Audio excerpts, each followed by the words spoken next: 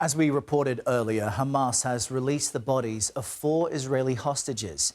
And this weekend, more living hostages are set to be released from Gaza, all of it a part of the ongoing ceasefire deal between Israel and Hamas terrorists.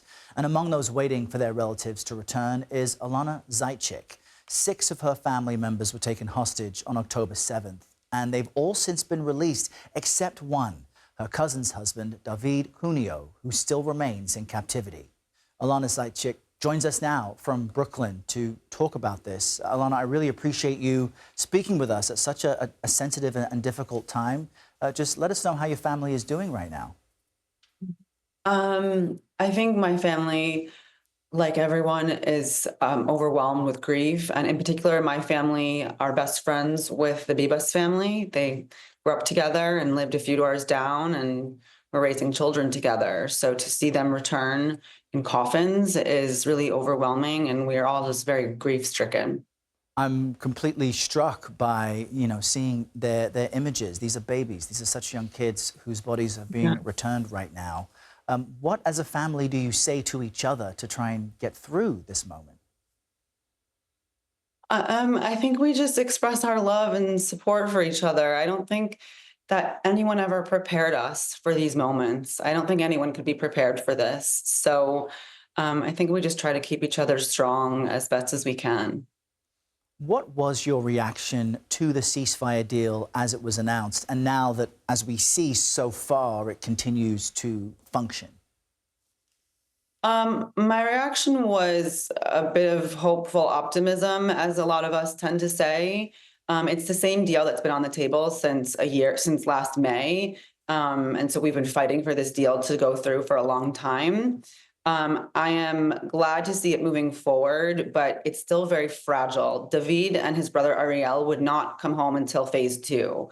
So it's still incredibly fragile. And so we remain really committed to keeping the pressure on to keep pushing it through.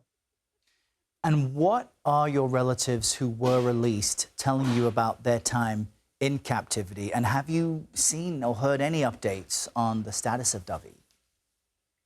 I mean, there's a lot of them that were in captivity, and they all had very different experiences. Mm. Obviously, each experience was a horror show in every capacity. Some of my family members were in tunnels. Some of them were in a house and then a hospital. One of the children was held by herself for 10 days in the beginning, one of the 3-year-old twins. So it's a horror show to be held in captivity.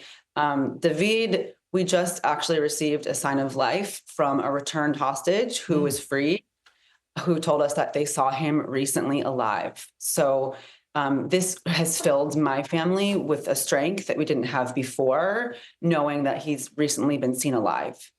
Some of the hostages who were released early have told me that, they're traumatized, of course, from what they went through.